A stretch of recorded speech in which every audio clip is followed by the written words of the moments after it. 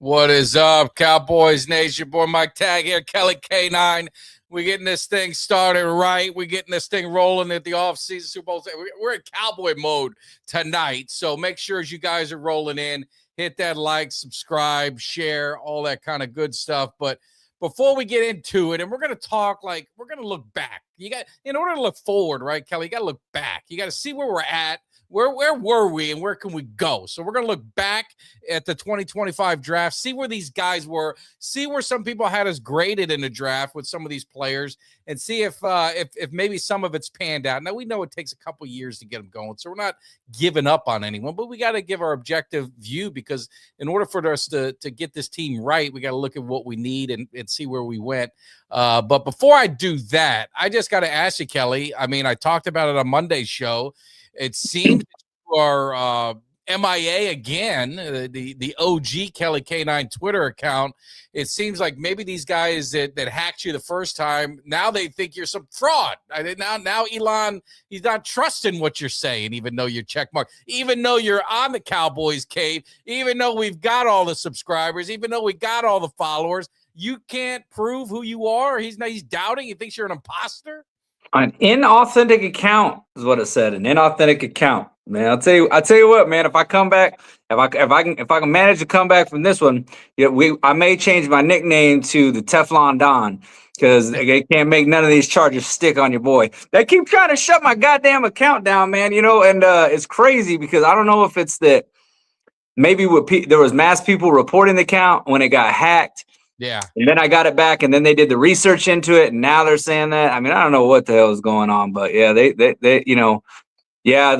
OG Kelly K9 account is suspended again. I swear to God, it seems like that happens quite frequently with me, man. I want to try to fly under the radar, but trouble just seems to find you.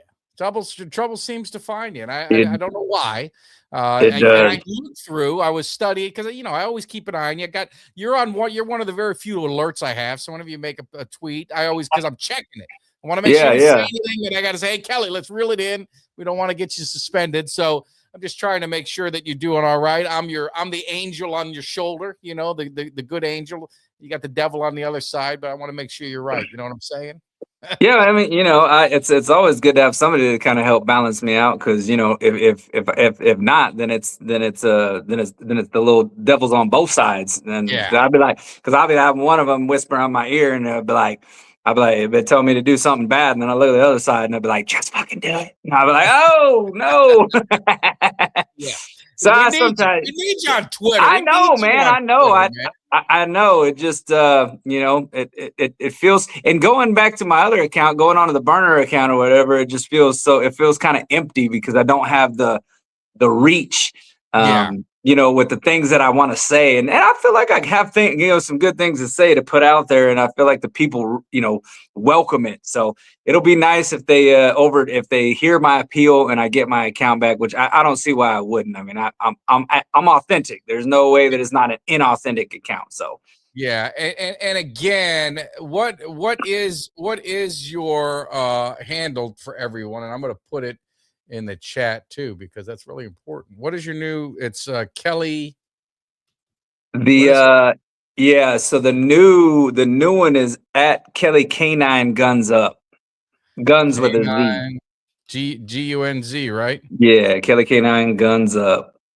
That's the number, right? Kelly K9 Yep, Kelly K9 Guns Up. That's the burner account for the new Twitter. So when my account goes, and the thought was that I would use that account to relentlessly just troll Eagle fans and say things that would probably get me suspended on my regular account. Suspended on that one. Exactly. That's what I'm saying. I was like, I could get suspended on this one, but not that one. But I'm telling you, it wasn't anything I had done because I really haven't done anything or said anything crazy lately. It's just, I feel like there was a lot of people that reported the account when it got hacked because they didn't think I was going to get the count back. And then they said that it was said to be violated rules. And the scary thing, though, is that, it said that it's a permanent suspension unless I appeal it. Now, I don't know if I get multiple appeals or if it's just one appeal and they look at it. but I've heard nothing. It's been 3 days. I've heard nothing back. So I don't know. And you share all your other, hey, I got a YouTube channel. Hey, I got this. Come, you got to verify. So here's the thing: when I did the appeal, I did not know exactly what it was. I hadn't gone that deep into it, so I submitted an appeal because it said something about revenue sharing. Because I just had applied back to get my revenue sharing back so that I'd get paid off for the Twitter. Because I mean, I make probably honestly, on when I'm doing good and there's a lot of those a lot of tweets going, I can make $100 a month on my Twitter account. Beer money, man. That's Friday night. Beer money coming into my pocket. So I'm sitting there so anyway, I reapplied for the revenue sharing. And right after I did that, then it popped back and it said that my account was suspended. So I said, I don't know what you're talking about. I said, my account was hacked. Maybe that's what you guys are looking at. I said, my account was hacked and they were tweeting crypto stuff from my account. That wasn't me. Well, now that I have all the information about what they're looking at, I wish I could go back and, update the appeal, but I can't while it's still in the queue. But I think if they decline it, I think I can go back and I can reappeal it and I can give screenshots and all kinds of other stuff that I can do. And that's what I had to do the last time. So we'll see. It may be a week or so before I can get that account. But I'm hoping. I don't see any reason why, because I mean, it's not what they're describing as inauthentic is not my account. So No, absolutely. So we're going to get this thing right. If not, we'll talk to Elon. We'll get this thing straightened out. We'll get him on the show and get this thing figured out. But hey, so we're going to get into some Cowboys stuff. And like I said, we're going to kind of look back. We're looking back at this draft because, we got obviously the 26th draft. You got the Senior Bowl going on. You had the East-West Shrine game happen. So we're into that college kind of scouting players. We'll be doing some mock drafts. We're going to be doing all that kind of stuff. So we got to look back, and we're going to need your help in the chat. I mean, definitely want y'all's opinion. Want to see what you guys think of these players. Was it a boom or a bust in their first year? But we're not going to hold them to it for their future, but just kind of your gut feeling. Like, you see these guys play a little bit. Does this look like it could be a Cowboy for a few years, or do you think he might be replaceable? So we're going to start at the top. And obviously, Tyler Booker, if you guys went back to our show, we said we wanted defense, we wanted playmakers, we wanted something to get us excited. And lo and behold, the Cowboys drafted guard, and all of us were in a state of shock. All of us were kind of bummed out. They didn't get a good grade. The Cowboys, looking back at the grades, most people gave him a C for that pick. And all Tyler Booker's done is be one of the most dominant guards, rookies in the NFL, made the all-rookie team. Looks like he's going to be just another in a long line of great offensive linemen for the Cowboys. He definitely was a bright spot for the offense and for the team in a disappointing year. So I got to ask you guys, man, looking back, did the Cowboys make the right move? Some people said they should have got a receiver. So obviously they got Pickens, so we didn't know that was going to happen. But right. Are you okay looking back? Is this a boom? Is this, hey man, I'm good with it? I was a little upset in the minute, the beginning. How you feeling about this, Kelly, and also you guys in the chat? I was upset at the fact that they didn't. When it first happened, I would say on a scale of 1 to 10, being upset, I was probably about a 4, just because of the fact that I thought Cowboys don't miss on these first round linemen. I mean, it kind of gets old, the fact that it feels like they keep on taking these linemen in the first round. I feel like you don't have to do that. I feel like you can get better doing. You can get some guys. I mean, we talked about how many times we talked about that great offensive line of the Cowboys back in the 90s. It wasn't littered with first round draft picks. You know what I mean? These were guys that just came together as a collective and did their job, right? So what I'm looking at it now, though, I mean, obviously, I'm going to give that an A move. I think it was an A grade draft pick. At the time, it was criticized, but they always get criticized when they draft offensive linemen. So, I mean, I gave that, honestly, when I looked at it and looked at Tyler Booker and his interview, afterwards about making people, he likes to see the love of football leave their eyes as they try to, he blocks them. And so I gave it a good grade at the time, you know what I mean? Because I thought, well, it's an offensive lineman. So I still stick to that grade. I think it was a good move there, because I think you've got the left side of that offensive line, and Tyler Guyton and Tyler Booker, I think is locked up for the next, for the foreseeable future. And, you know, that offensive line is pretty solid, man. You got to do a couple of tweaks to it, figure something out at that right tackle position. But I think, you know, overall, I think you're looking pretty good. And a big reason of that is, you know, is Tyler Booker. Yeah, between Smith and Beebe, I mean, that interior offensive line is there isn't, I don't think there's much better, if any. So I definitely wasn't sexy, but it was definitely a great pick for them. So I'm good with it. Now, looking at the overall draft as we break it down, a lot of experts gave the Cowboys A's all across the board. Like these next ones that we go through are A's.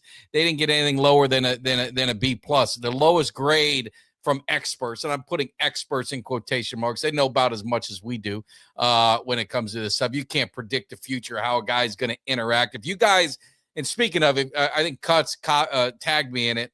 Michael Irvin talked about kids coming up today in the transfer portal, and kids can just jump and jump and jump.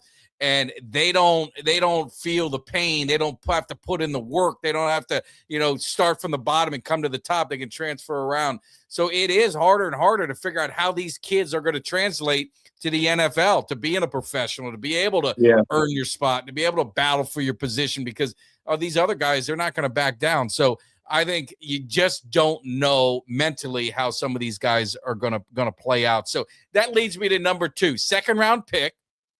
As a Raku, we go Easy E to make it life easy for us. He started 17 games his rookie year, came on in the end, only finished with 2 sacks, had a forced fumble, had 36 pressures. So he got better and better as the season went on. Usually these DNs and these pass rushers, unless you're a Micah Parsons or you know, these extraordinary guys, that they have that second year leap. What do you think about Easy this year for all you guys? Were you happy?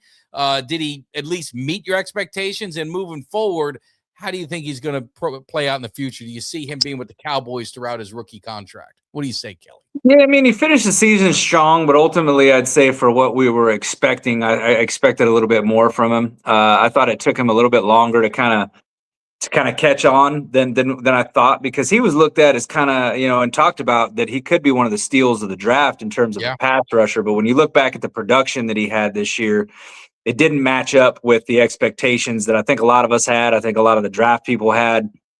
And looking at his stock coming out of college, you know, his stock was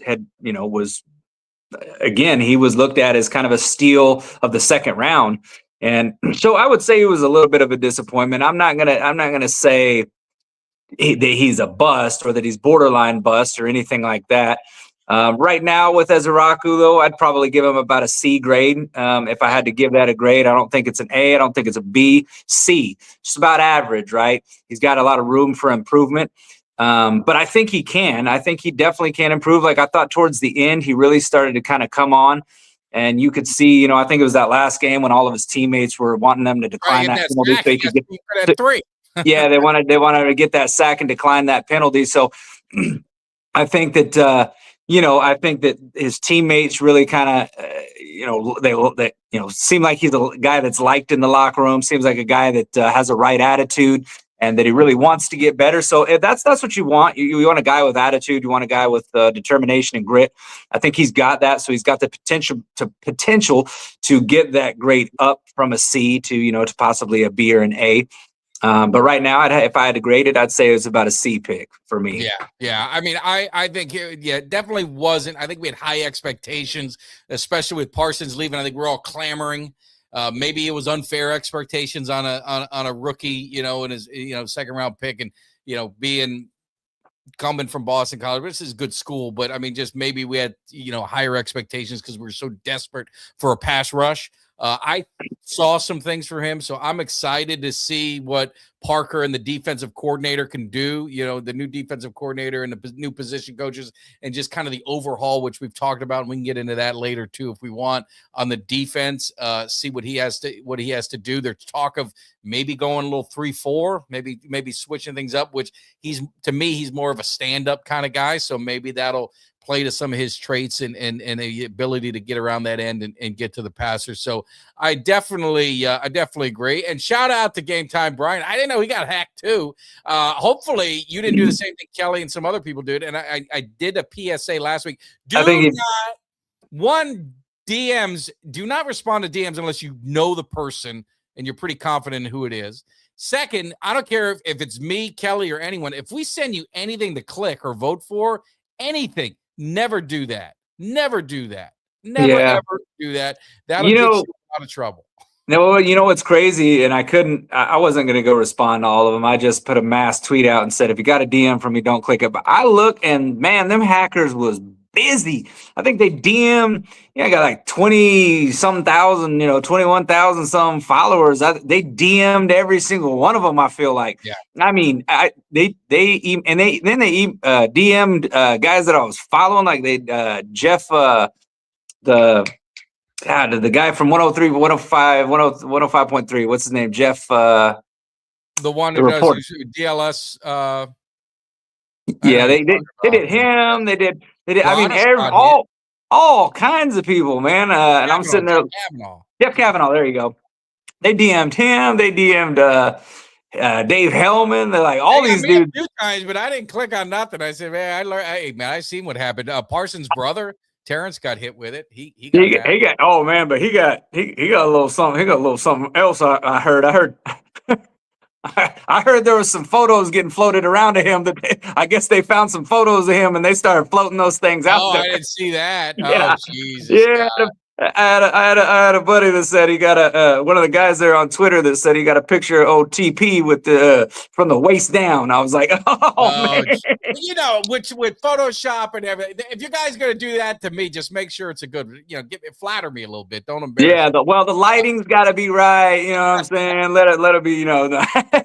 I'm just glad I ain't have none of them pictures out there like that. I was out there sending the old DPs around there. I don't want to have my Johnson floating out there.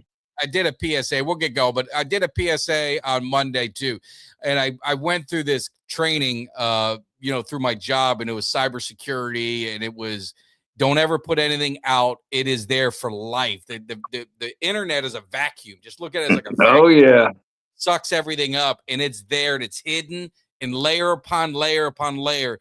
And the guy did this whole training, and then at the end he said, who is the most powerful woman in the world?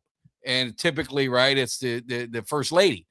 And he put up her passport. It was Michelle Obama. Barack was president at the time. And he had her passport, and it was right out of the internet. He found it. And it was like, that's like the aha moment of, no, there's nothing. They can get anything. So be very careful. Yeah. All you guys, especially you single guys, with the ladies sliding into the DMs and sending, that is part of the internet. That is there for life. I'm telling you, be very careful. Be very careful. Yeah, I know. I'm very careful about what I do and what I send, who I share info with and stuff like that, man, because I'm not trying to be out there and have my business all floated out there and stuff. No. Kids be on the internet. Is around the country. We don't want it. We understand. You got to, the temperature's got to be right. So we're looking at the next round. So third round, we got Revel, the cornerback. He was injured. He played 7 games. He was, if you go by PFF, one of the worst quarterbacks. And he was coming off an injury. So, I'm not going to kill the guy. But the Cowboys, if you're looking forward, this is a guy that they were looking at as being a starter. And obviously you're going to have new coaches and new this. And we've had a lot of comments about we had shitty defensive coaches, and that that has to be in consideration. But, Revel, it's kind of an incomplete, but what were your first impressions of him? And do you think he's got any future with Dallas? How's his You stole the words right out of my mouth. It's an incomplete. I don't think you can really give him a grade based off this. His coaching staff defensively was terrible. Eberflus, first of all, didn't really have enough time to really develop many people. He was only there just 1 year. But you typically think that guys are going to come out and show at least a semblance. But again, you've got the injury. You've got the fact that it was a total, shit show for the, defensive coaches. I'm giving him an incomplete. I still think that the Cowboys, I don't think with it being the third round pick, I don't see the Cowboys giving up on him right now. And especially that he was coming off an injury. I think he'll be back with the team next year. And I think, he'll have a great chance to improve and to ultimately be developed, because now you got a guy in Christian Parker, that is a guy who specializes in that side of the ball. And let's face it, there was high pressure, not high pressure, but high praise from the Eagles DBs when Dallas hired him. They're like, hey, you got a good one. Cooper DeJean said that he gave him full credit for his development, developing him into being an all-pro cornerback. So, and Quinyon Mitchell as well. So I think the fact that you've got a guy like Parker who's coming into this defense, I think that bodes well for Revel. If he's got the right work ethic and attitude, which I think he does, then I think we could see that, see him end up becoming a starter for this secondary. So I'm encouraged by it. It would be huge if they could. And you've seen what Al Harris did for Nahshon Wright. I mean, look what he, in Chicago. I'm telling you, man, it's about the coach. We gave up on my man Michael Jackson out of Miami, and look how good he has been, in the NFL since Dallas kind of, he moved on from him. So coaching has a lot to do with it, right? I mean, it has a lot to do with it. It has a ton to do with it. It has a ton to do with it. And because, the thing is, too, one of the big things I've always believed in is that coaching, coaching matters, but coaching style as well, right? Yeah. Guys that and man, I've read more into Parker since we hired him, and the dude sounds to me like he's obsessed with getting better, the way that he does things, right? And his attention to detail, and the way that he coaches players up, and the way that he doesn't coach them all the same, that he coaches them different. Like, everything that I've read about him really has impressed me a lot, because I think that he's going to be huge in the development of some of our younger DBs that might have looked like ass last year, but that might come out this year and surprise a lot of us. Because how many times have you seen it where we got a guy, like you said, and a guy like Nahshon Wright, but you've got other guys that have gone from Dallas and went somewhere else and been developed, and not just DBs, but wide receivers that we've seen the Cowboys be like, yeah, we're going to do this, and then they go somewhere else, they get coached up and end up turning into good players in the league. So you see it happen all the time. Coaching definitely matters, and I think that Christian Parker is going to be great for these DBs. If you're a DB in Dallas, you've got to be elated that this guy's coming there, and that you're going to get a chance to be developed and to be able to work with him on a daily basis. Oh, absolutely. And I think that's, that kind of attitude that you talked about that he has, that attracts free agents too. That gets guys that, hey, I want to be part of rebuilding and part of being, part of something big in Dallas and getting this resurgence back to the defense, and hopefully can get it done. So then we didn't get a fourth round pick. So then this is the interesting pick in the draft for the Cowboys, because all of us were clamoring for the Cowboys to get a running back. And we talked about this running back class in this year and how deep it was. And, if you got to, you can go into the third round and get a running back and yada, yada. Well, we didn't have a fourth round. You could even gone in the fourth round and there were some running backs. And if you look, I mean, there were some productive rookie running backs in the NFL. So we end up taking Jadon Blue from Texas, speedster. He played 5 games, didn't really do a whole lot. Played the last game of the season, put up some nice yards in the first half, kind of faded a little bit in the second. We got Javonte Williams, so that saved us. Otherwise, you think that what the trouble we would have been in had we not, the way Jadon Blue was playing and what you thought, what you kind of thought the season would have been for him. Me personally, disappointed. I don't really have a lot of high hopes for him in the future. I think the Cowboys are going to have to address a Thunder Lightning. I think hopefully, I know Steven talked about they want to get Javonte back. They're talking to his agent. So I don't think Jadon Blue's the answer in my eyes. I'm almost to the point of move on from him. What do you say, Kelly? Am I being a little harsh on this young man? Well, before I answer that, I was just to address. It looks like we had a super chat from Mark Hospan. Where? I didn't see it. It didn't come up. Yeah, he put one here in the chat. He said it says aloha. It says I was wondering why we did not keep Diggs. First of all, Mark, thanks for the super chat. It says aloha. I wonder why we did not keep Diggs for at least one season to see if Parker could coach him up. You think Diggs' injuries have ruined him? I just wanted to address that real quick. I think the reason we didn't keep Diggs is attitude. I think Diggs I think when I really do. I know a lot of people talked about it, and people said, "Nah, there was no basis." But I think he was pissed when they moved on from Parsons. I think him and Parsons were really close. I think he had a bad attitude, and I think that bad attitude is why he's no longer in Dallas. You can't decide when you want to play, how you want to play, how tough you want to play. I just think that there was too many times when we saw Diggs half-assing it. Even when he was healthy, there were some times where I questioned it. I know there was many fans that questioned sometimes his effort making business decisions on tackles. I just don't think he's the dog that anybody wants or needs. And now you've got an injured cornerback, two-time injured cornerback, defensive back, and I just don't think it boded well for this Cowboys. I think it was a move for the best of them to move on. And I mean, Green Bay got him for a game, and they moved on from him. So I mean, even they don't want him. So, and I think he'll go somewhere and he'll play somewhere else. But I think Diggs, unfortunately, I think the best days are behind for him. So yeah, to answer that question. I think it's all confidence with him, but I think the knee injuries, and I apologize. I'm telling you, on my screen, I do not see it, so I apologize. Well, I got your back, Jack. Yeah, we're having issues. I got to get with StreamYard.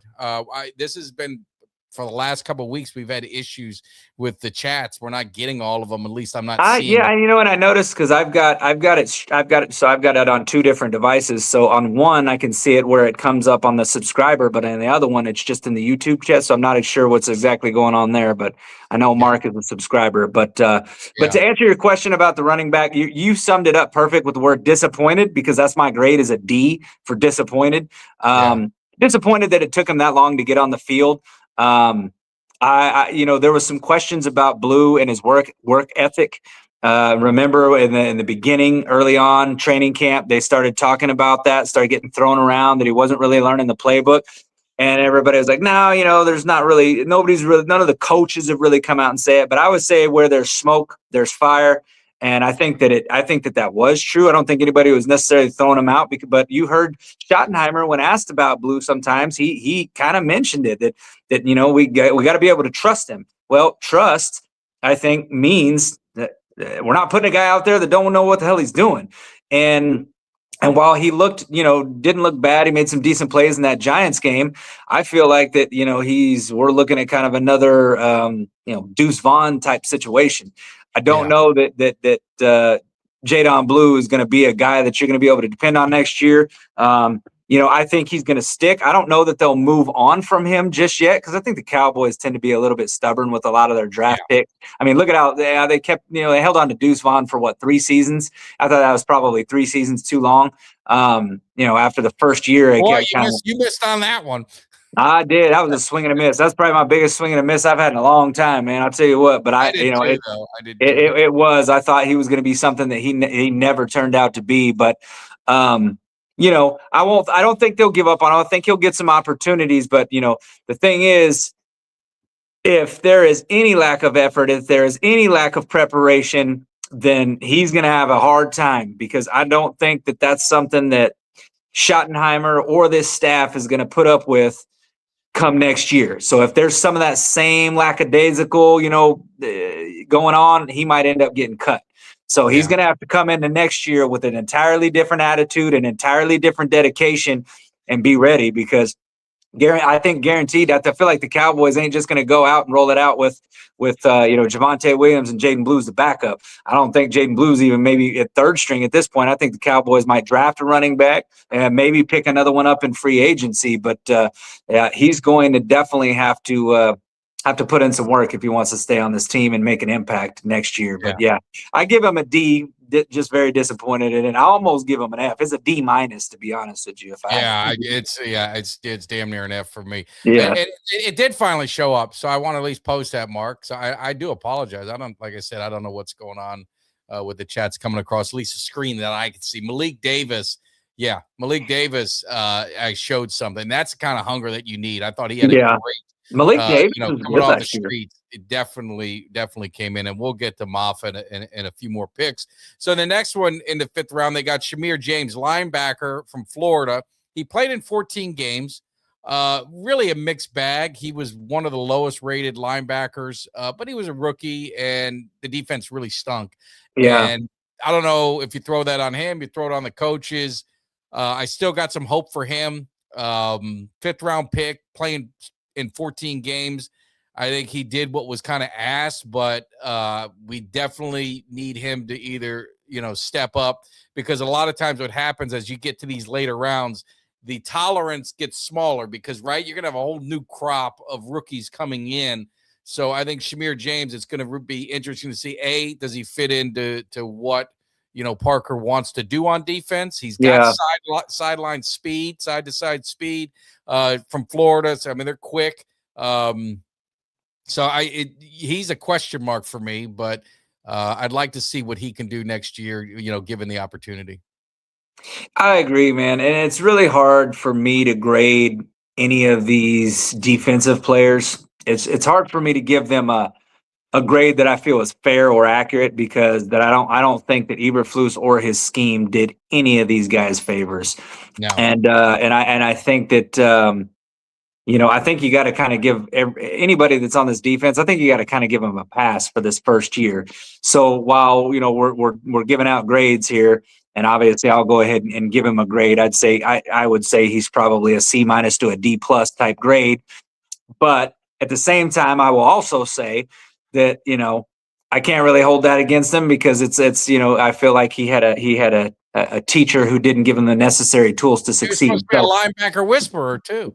Yeah, exactly. Eberflus that's supposed to be his strong point, but look at the linebackers this year. They were bad across the board. Outside of Overshown, and he even wasn't really he didn't really do much either. Didn't look like the linebacker that we saw. I feel like all the linebackers struggled mightily. It didn't matter who you put in there, they struggled. And linebacker is a position right now going in this season is a big position of weakness. I think we need to address it and bring some guys in, but I'm hoping that maybe, with a healthy offseason and Overshown, that he comes back, has a bounce back, has a better year, that maybe a rookie in James can come back and have a better year and be more developed under this new coaching staff. Because like I said, when a defense is that bad, it's like somebody threw a poison pill into a batch of apples, and everything got contaminated, and it's hard to really judge off of that. Yeah. But again, if we are handing out the grades, then that's where I'm going with him, is probably about a D-. So for him, based off of what production. Yeah, I don't disagree. And we'll skip through the next few pretty quick, because there's really not a ton to talk about. So I'm going to bunch 2 of them together, but we'll go through Cornelius. He was offensive lineman. He only dressed for 1 game. Nothing really to talk about. The next 2, the 7th round. So then you got 3 7th rounders, and our D tackle that we drafted at the last pick, he got cut. So he's really the only one that did not make the team. So the Cowboys, that's why you give them a pretty good draft, is they have everyone. So you have Toya or Toa. Toa? Is it Toa? Yeah, if it's a vowel after the thing, right? Isn't that So yeah. And then you got Moffa. So you Toya, he played. I think he got lost when the Cowboys kind of traded to get Quinnen Williams, because he had Mozzie, and then they were starting Mozzie over him after a little while, and was like they were force feeding Mozzie maybe to try and see if they could salvage it. And then you had Moffa, who did not. He was on injured reserve till the last game. He scored a touchdown, I believe, if my memory's right. He showed some flashes of maybe being a backup and to support Javonte Williams in that style. So lumping them 2 together, is there any future for either one of these guys? They're just kind of there right now. Yeah, just kind of give both of them an incomplete. I don't know that either one of them are going to make the. I don't know that either one of them make the roster next year. To be honest with you, it was funny though because I remember you're smiling because of defensive tackle. I do. Yeah, I remember. I tried to tell people when I was pissed off. I was pissed off last year that we did not address the defensive tackle position in the offseason or in the draft, and everybody kept telling me, "Well, we drafted 2 in the 7th round," and I said, "It's not gonna. Neither one of these dudes gonna make an impact, man." And I'm like trying to keep going back. I said the last one that did that was Jay Ratliff. Was it Jay Ratliff? I remember. It was the last one, and he was in the 7th round pick. That was a long time ago, and I said that is the exception. That's not the rule. You guys got to stop hanging on to these goddamn 7th round defensive tackles because I had no faith in either one of them dudes to do anything. So I mean, I give both them guys incompletes and say that they're probably unless something drastically changes, I don't see either one of them on this team. I think it's going to be really hard for Toya, just because of the fact that you do now have a Quentin Williams who's got that spot locked up. You've got a Osa who's got his spot locked up. And you've got a Kenny Clark, which he's got his spot locked. So they've pretty much got a rotation there. They're going to get some they will have some guys that rotation, but you've got Houston, is it? We got another one. Is it Houston? Is it James Houston? Yeah. Well, Houston's no, you're thinking of Winfield. Because Houston's a Winfield, Perry on Winfield, right? Yeah. Perry on Winfield, yeah. So you got Winfield out there who he actually made some plays last year and had some splashes that I would say look pretty good. So I think Toya unfortunately is kind of buried on this roster at this point. And I don't see him. I don't see him making the roster. So no, I agree 100%. It's when you get to that point, it's going to be kind of hard. I mean, because you said they're going to be bringing in the next crop, and that's kind of go ahead. It probably didn't come across yours. We got a super chat. We got a super chat from Cuts, and he said he's about to tuck Kimmy into bed. He said, "Please tell Kimmy good night." So we got to pause real quick. Pause for cause. Go ahead, Kelly. Got to tell Kimmy good night. Good night, Kimmy. Get yourself to bed. You probably got school tomorrow, so you need to go to sleep early, and then tell your dad to buy you one of them slushies that you like so much tomorrow because it's Friday, it's the weekend, it's time to celebrate. Us adults are going to be drinking the adult beverages, but have your dad get you one of them slushies. And if I need to cash app him a few dollars to send you a slushie, I will do that. But I love you and miss you, Kimmy, and good night. Yeah. Absolutely, Kimmy. You have a good night. We love you for sure in the cave, and Cowboys Nation loves you. You go have a great Friday. Get ready for the weekend. The weekend is going to be awesome. It's going to be cold. I know it's cold as hell here. If it's cold in Florida, it's got to be cold as hell everywhere else. We are talking maybe snow flurries on Saturday night. So that's crazy. That is crazy. Well, we're having a heat wave here though. We started out the week at like -4. I think we're up to like 21 degrees today. So it's getting a little hot up here. It's getting a little warm, toasty up here in the Midwest. No, absolutely. So hopefully everyone, more importantly, you do stay safe because it's cold. And for us Floridians, it's when they're talking 30s, that scares the hell out of all of us. It's like ruining my weekend and doing all that kind of stuff. So, but looking forward, now we want to look forward. We're not going to get too deep into the draft, but you got the Senior Bowl, you've got the Shrine Game, all that kind of stuff. All this stuff is happening, and you and I were talking before we went on, and I mean Jacob Rodriguez, right? I mean he's the name. Did I say? Am I right? Yeah. That's him. Texas Tech. Do I got that right? He is just. I was honest with Kelly. I said I didn't see a ton of Texas Tech games. Unfortunately, the main Texas Tech game we won't talk about, and so that's not a fair valuation of that team. But the thing I saw in the games that I watched, limited games I watched, that he would always show up on the highlight reel. He would always show up around the ball. If it was an interception, a fumble, something happened on defense, this guy was there. And he seems to be one of those guys that is a leader and could make a difference. And I don't know what the draft experts have him, looked at. So Kelly, talk about this guy because we need linebackers, and maybe this is a guy that could come in and help these boys out.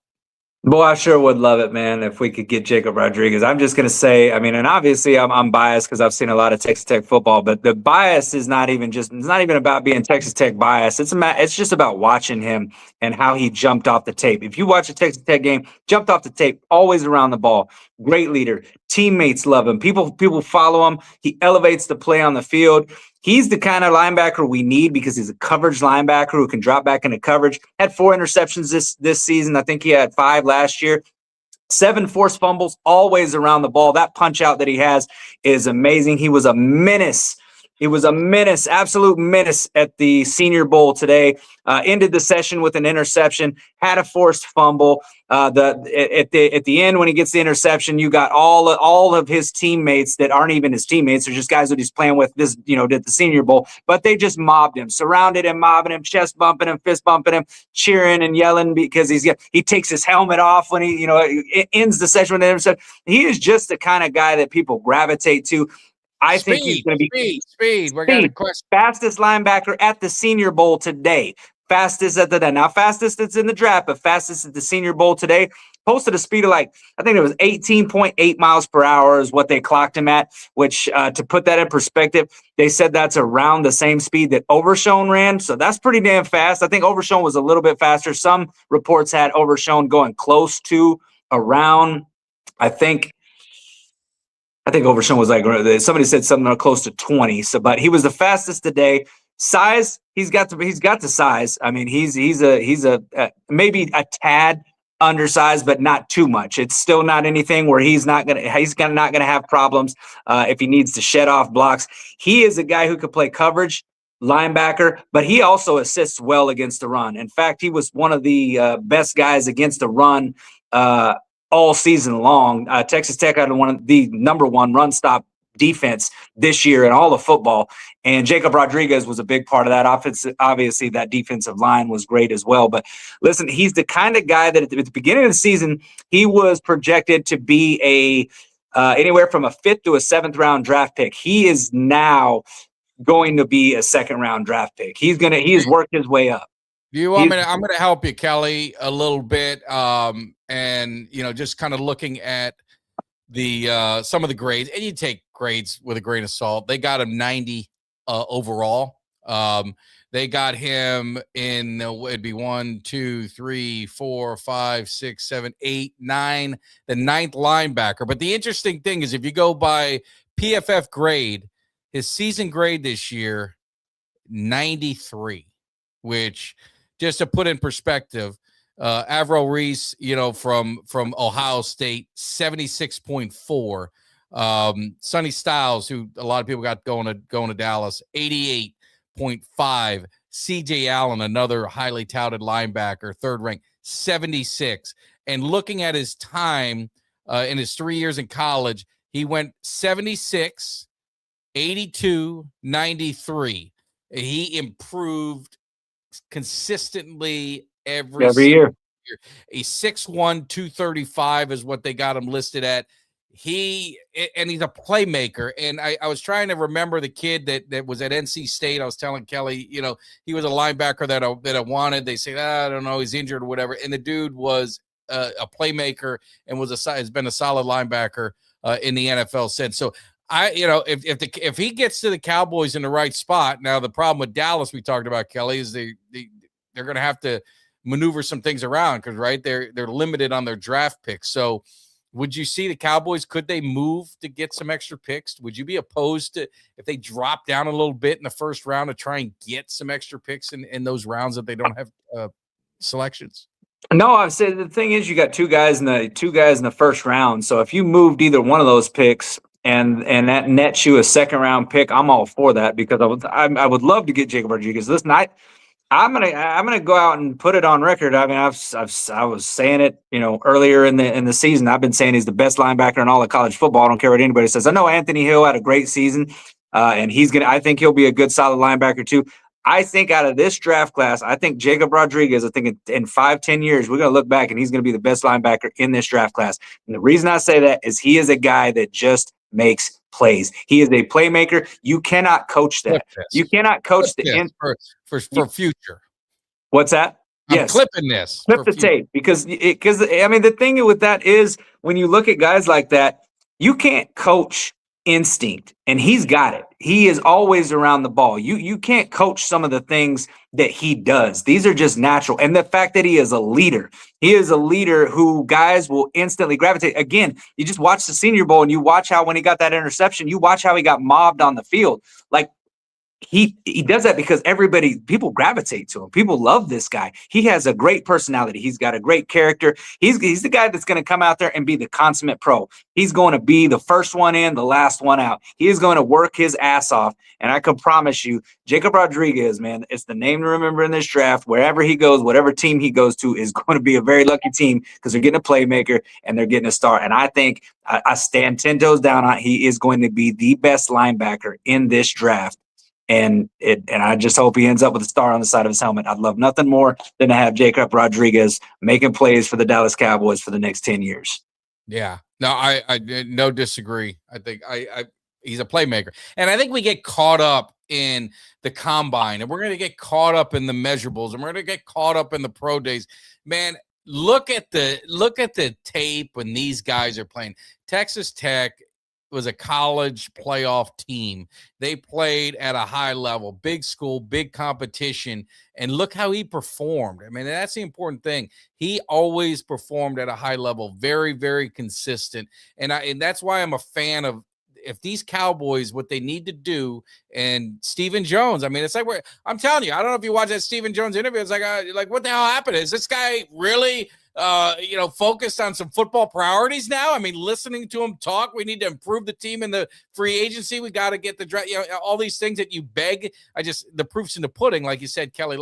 We got to see it. Show me.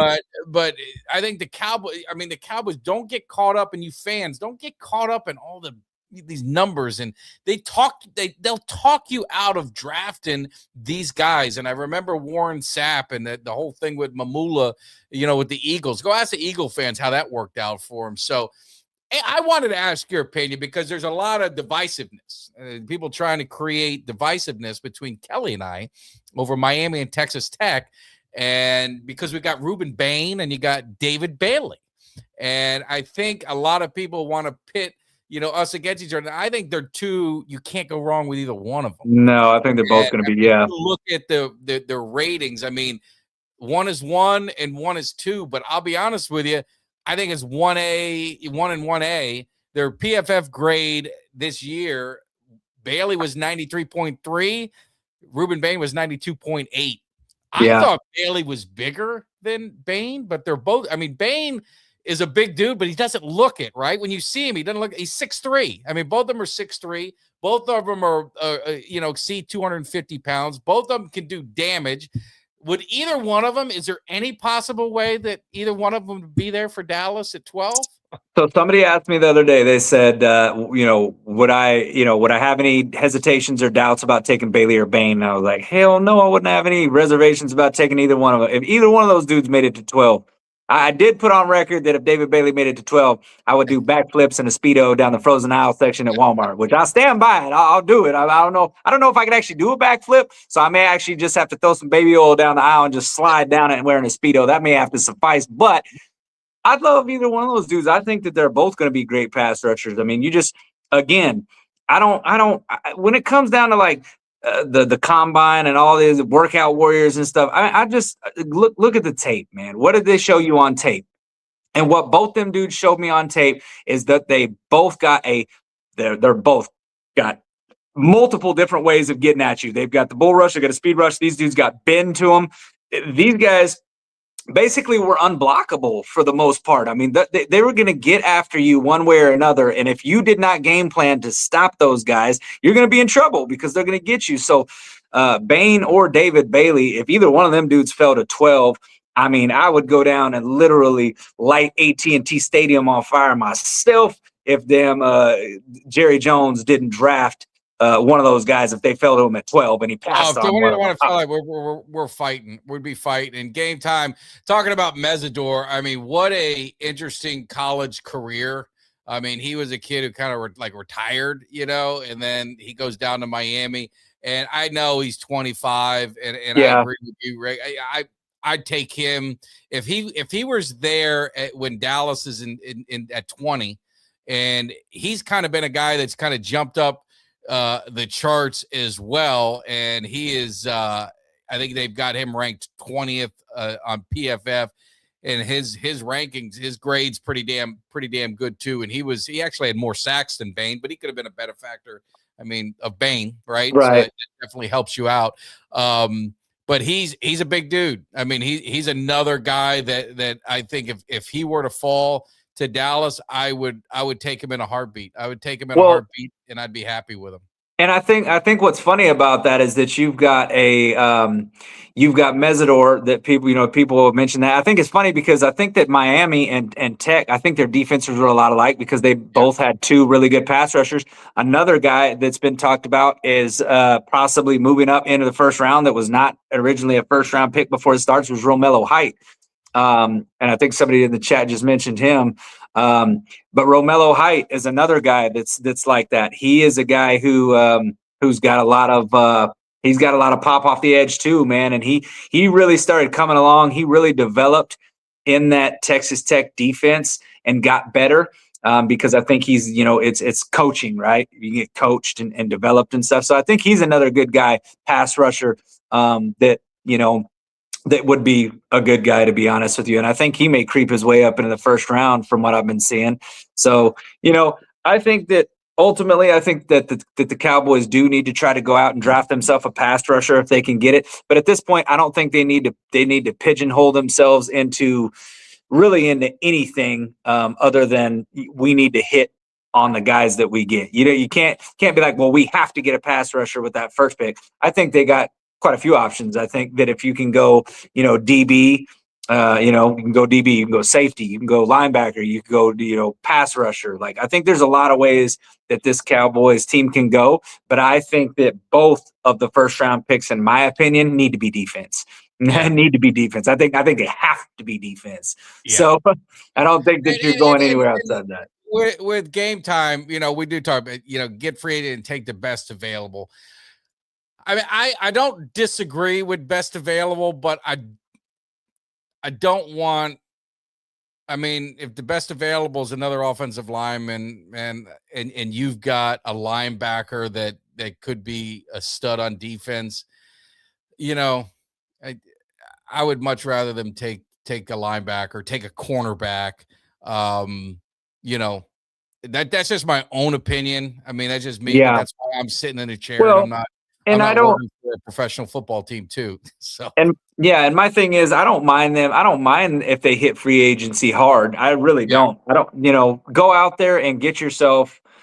If we could improve that linebacker position by way of free agency, so be it. And then and then we're out on a linebacker in the draft. So be it. As long as that position is addressed, it has to be addressed. That linebacker position got to be addressed one way or another. Pass rusher got to be addressed one way or another. Now, we talked about it last week. There were some people that were talking about, hey, should we go out and make a deal for Crosby? Look, would he make this defense better? Yeah, but he's also going to make this defense super expensive. You're talking about paying a George Pickens. You're talking about paying a Quinnen Williams. You're talking about paying a Max Crosby. Like, there's only so much money you can have. I think we need to draft our next, stud defensive end. And I think that, unless the Cowboys are going to take the mantra of the Rams from a few years and say, F them draft picks, and they're just going to go all in and say spend all their money in free agency, then I guess so be it. Go ahead and do that. We'll see if that works. I wouldn't be against that strategy if that's the way you're going to go, but that's a short-term type deal. But hey, listen, again, I'll tell you this right now. There's not a damn thing that I wouldn't do. I'm like what Jerry Jones says. There's not a check I wouldn't write. Well, I would love to see it. Go ahead and write that check, Jerry. Go ahead and spend all your damn money in one season. Put all your chips, push them all to the middle. Because if the Cowboys went out and had an aggressive free agency like that and started snagging dudes and then maybe made a couple of big trades, I would be all for it. If it gets us the Super Bowl, I don't give a damn. Bitch, do what we got to do to win a Super Bowl. But the biggest thing is fixing this defense. This defense needs to be fixed. I think the offense is more than good enough to be a playoff caliber offense. This defense is what's been lacking. Fix the defense, and the offense will be just fine. And you will see this team, reap the benefits of being a playoff team and postseason team that can compete next year. Yeah, and I'll just wrap it up with this, and then there's one other player I just want to mention. It has nothing to do with the Cowboys. Cowboys aren't going to draft him, but I'm just curious to get your opinion. You guys in chat. The other thing I would say with best available is I think what the Cowboys are doing, and let's just say they sign Pickens, they're putting themselves in a very, I don't want to say vulnerable, but a position that they have to build this defense through the draft. And what I mean by that is you got 2 picks. These 2 picks are premium players you're hoping to get that you can have on a 5-year contract on a rookie deal. I think that's important. I think that's really important for Cowboy fans to understand. You have got to build this defense primarily through the draft. Your core guys. Now, of course, you're going to fill in your star, some veterans in there, but they can't go high price on defense. Like you said, they're not going to go out and get Crosby. If they sign Pickens, you are pretty much locked in because you've got Quinnen Williams. You want to get Kenny Clark back. You're kind of locking yourself into where we have got to get rookie guys, good defensive guys on rookie deals that are 5 years, or, I understand you can do 4 years if you go later, but they don't have a second. Am my memory right? They don't have a second or a third. Is that? They don't have a second or a third round pick. So it's not like they can go get a second. These 2 picks are critical. And that's why I'm saying is if you get Pickens, if you look at your offense, it's pretty much signed, except your running back, right? You're pretty much signed across the board. Your offensive line is pretty much intact, and they're all on contracts that go out a few years. You re-signed Ferguson. You got CeeDee Lamb. You're getting Pickens. You're looking at Flanoy being your 3. He's on a deal. You re-signed Turpin. Dak's on his contract. You see where I'm going with it is like your offense is pretty much set. So you're going to have to go on your, to draft the defense. So that's my other thing of why I think they need to do defense. And maybe people agree, maybe they don't. What the hell do I know? But we're getting close to time. Real quick, I think it's a kind of a polarizing guy. I didn't see him play much because I don't watch Big Ten. I did see him against the Miami Hurricanes. He did win the game. Give him kudos. I wasn't as impressed with him, and I know he's a South Florida kid, so I got to root for him. How do you think Mendoza his game's going to translate into the NFL? He's probably going to get drafted by the Raiders. Not a very good team. Miami beat him up pretty good. If you would have gave me his stat line, I would say we win the game all day, every day. So I give the kid credit. He's tough. He looks like just one of the best, the kid that you'd want, marrying your daughter. Everything that is right about him. But do you think he's got a really good NFL future to be the number 1 overall pick? Well, you're sending an angel into Sin City. So I'd say this, man.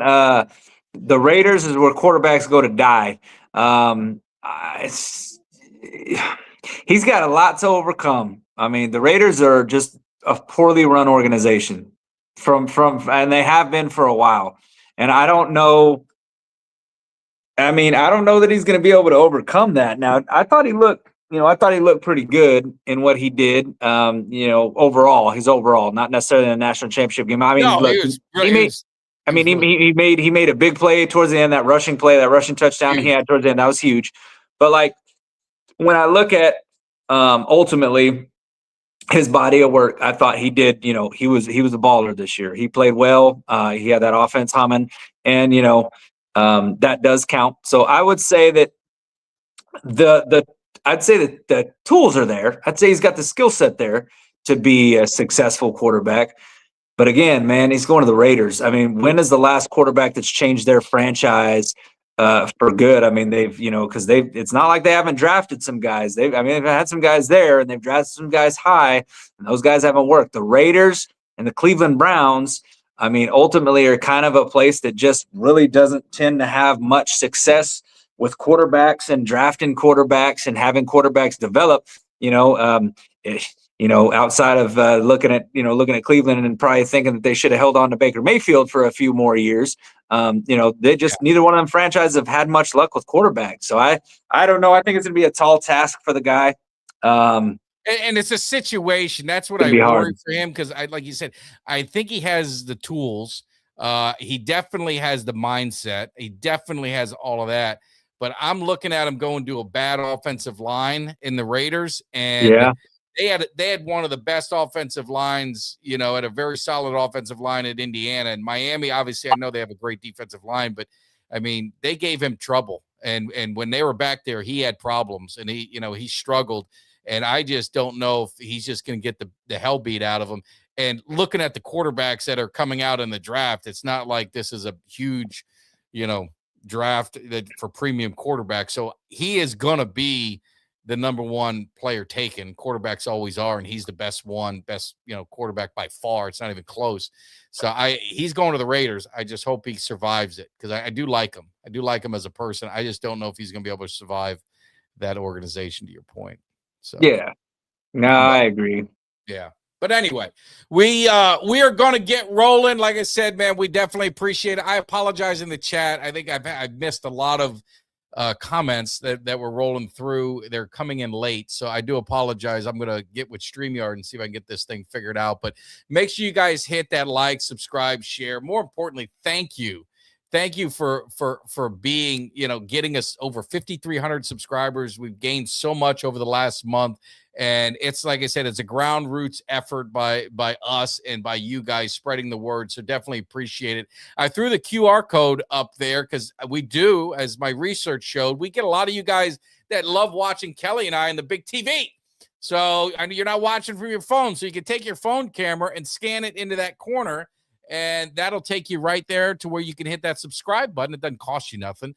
And more importantly, go on there and make sure you hit that thumbs up and like. You saw our last video got over 3,300. We had 2,000 people on live, and we had all you guys hitting that like button, and it changed everything on that video. So on the show. So definitely thank you. And now all these chats are rolling in. Jeez. Yeah, we got a problem. So I do apologize. Because I'm seeing all these chats from so long ago. But anyway, we'll get it fixed. But we'll be back live on Sunday. It'll be so cold, I got to talk to somebody, and it'll be you guys. So definitely check out the show Sunday morning, usual time. And Kelly, what else do you got? What's Kelly's wisdom that he can leave us with? Well, I don't know about any wisdom. I guess you want some wisdom. I'd say that in this cold season, the big girl will keep you more warm than a skinny one. So it's about all I got for y'all. And Kelly, yes, and Kelly, we got a preview the Cowboys Cave tailgate party. You can never plan too soon. And Cuts was kind of unveiling some different things that might be good for the Cowboys Cave tailgate party. So we got some cool stuff that we're going to be doing to promote it, do fundraisers, do some stuff. We're going to be doing some giveaways. So it's going to be a lot of fun. So you guys stay tuned to the Cowboys Cave. We appreciate it. Let's get Kelly back on Twitter. Start a petition. Start something. The OG K9 Twitter handle needs to be reinstated, and we got to make that happen sooner than later. So hopefully you get that worked out, Kelly. Everybody else, you guys have a great weekend. Enjoy the long weekend, and much love to everyone. You guys stay warm. Be safe. See you. Give me somebody that's hungry. Give me somebody that's hungry. I need somebody.